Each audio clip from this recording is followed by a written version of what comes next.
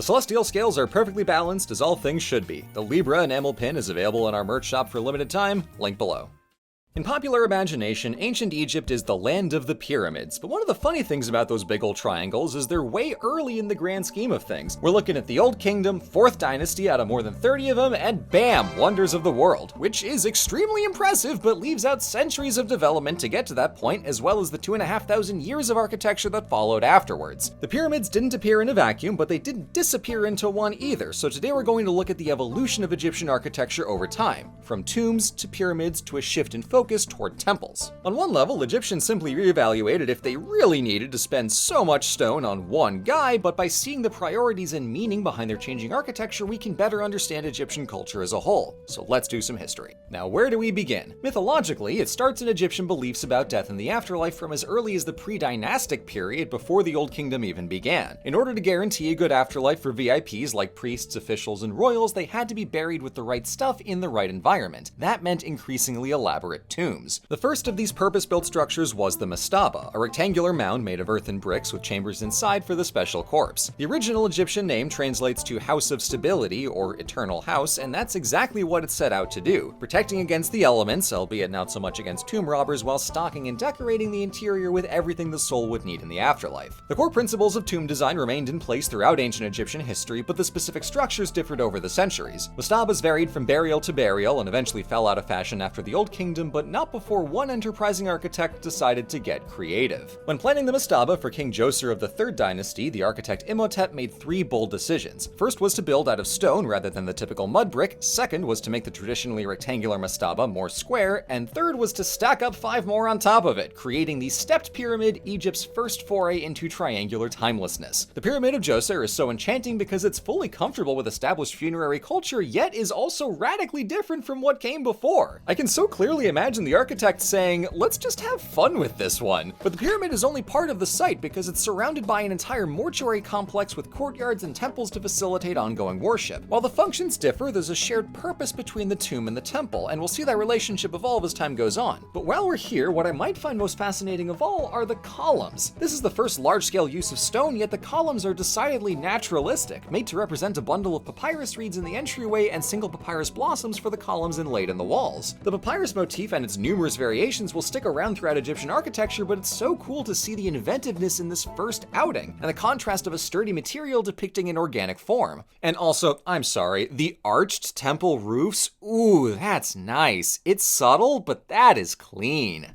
All this just by the 3rd dynasty. Pretty strong opening act here, but next come the pharaohs who saw what Djoser and Imhotep did and say, yeah, that. And then we're thinking with pyramids. Aesthetically, the next step was to smooth out the steps and encase it in one big triangle. This proved a little tricky to engineer. King Sneferu had a go, but the angle was too steep and the outer limestone casing rested on sand instead of rock, so it collapsed in a rainstorm during construction. Luckily for Sneferu, he was concurrently working on a second pyramid, but the original angle meant a lot of weight was pushing down on the burial chamber and cracks were already starting to appear. So flattening the angle and giving it a notably bent appearance prevented both the outer shell and the inner chambers from collapsing. This open-air trial and error led Sneferu to the angle he would use on number 3, the Red Pyramid, the first properly triangular pyramid. From there, his son Khufu was off to the races, building the first of 3 great pyramids at Giza. At more than twice the height of Djoser's step pyramid, Khufu's masterpiece was a man-made mountain. Today we see the exposed construction blocks, those 2.3 million slabs of local stone comprising the structure, but as built, the outer shell would have been a smooth expanse of white limestone. And permit me a moment to tell you that the pretty thing is pretty, but there's something so alluringly perfect about a pyramid. The Egyptians certainly recognized the grandeur of scale, but theologically this melds with the ideas of the goddess Ma'at, balance, order, and harmony. And it's not just big, it's so big it transcends any human sense of scale and becomes an expression of monumentally perfect geometry. It's a stone rendering of raw mathematics. If the force underlying every physical thing in the universe had a structural presence, it should be staggeringly vast, and this right here is colossal. This then proclaims the power of the pharaoh by invoking the divine domain of Ma'at. Put all that another way, the pyramids are what brutalism wishes it was. I am not accepting counter-arguments at this time.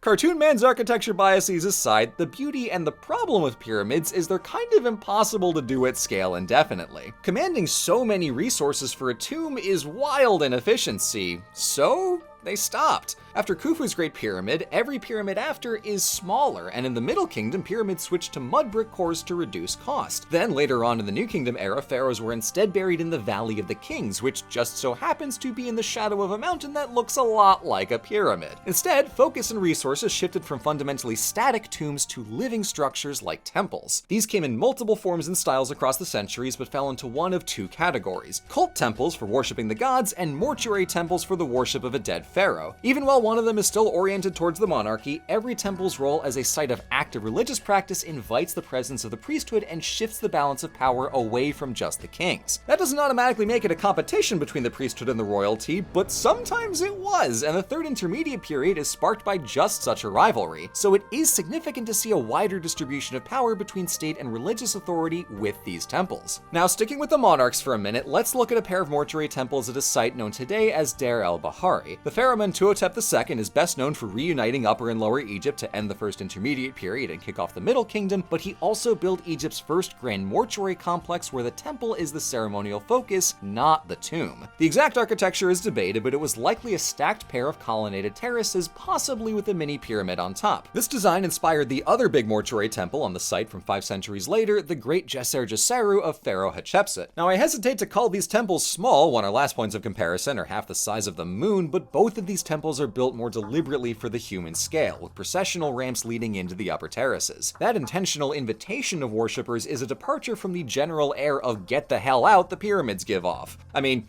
not that it stopped the tomb robbers, but oh well. As it's just around the corner from the Valley of the Kings, Deir el-Bahari is part of the wider Theban Necropolis, the designated dead boy zone on the west bank of the Nile across from the city. Why the separation? Well, if you remember back to the daily journey of the sun god Ra, the sun rises in the east and brings life, while the west is where the sun sets and Ra gets in his nightly round of dying. So the great city of Thebes is on the east bank of the Nile in the realm of the living, and all the tombs and temples of the dead are off in the west. A very elegant expression of the mythology manifested in the physical landscape itself. Speaking of the land of the living, Thebes is home to the great cult temples of Luxor and Karnak. Far from the first megascale temples built in worship of deities rather than pharaohs, that credit goes to the Sun Temple of Neosere from the Old Kingdom, which is half pyramid, half really thick obelisk. Luxor and Karnak sat right in the heart of the kingdom's capital city. The newer and smaller of the two is Luxor, built right along the bank of the Nile during the New Kingdom, and in it we can see the basic format of Egyptian cult temples. A long walkway flanked by sphinxes leading to a pair of obelisks and a double pylon gate. Past those are an open-air courtyard, then a closed colonnaded hall, another courtyard, and finally the chamber where the deity resides.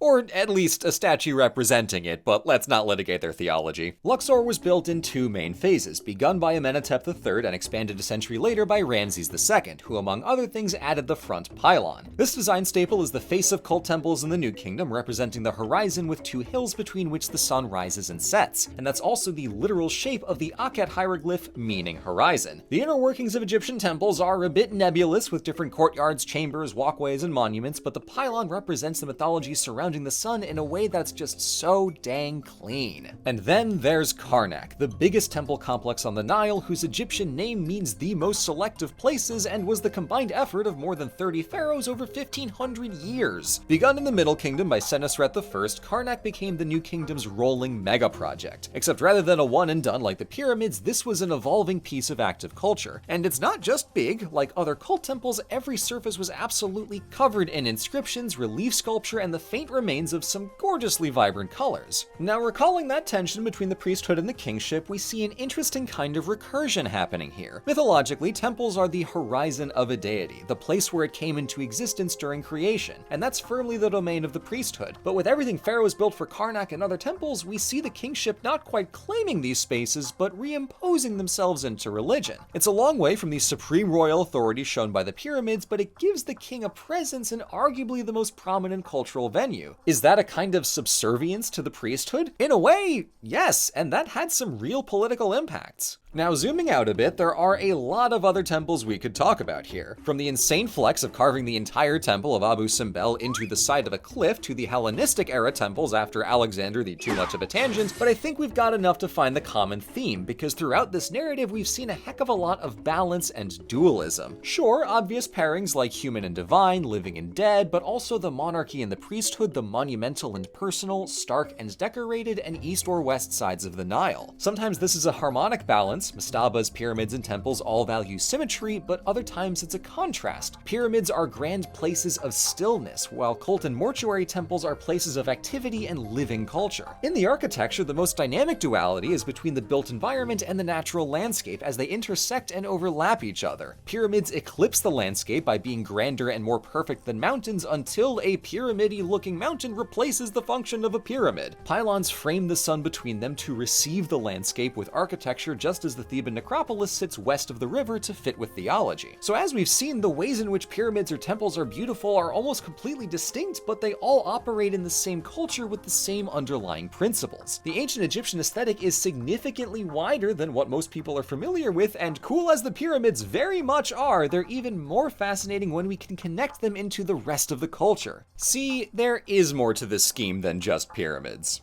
Thank you for watching. If you enjoyed that look at ancient Egypt, you're going to love the Halloween special next month, so stay tuned. In the meantime, a huge thanks to our wonderful community of patrons whose names you can see here on the screen. You are the sturdy limestone blocks this channel is built on, and I'll see you in the next video.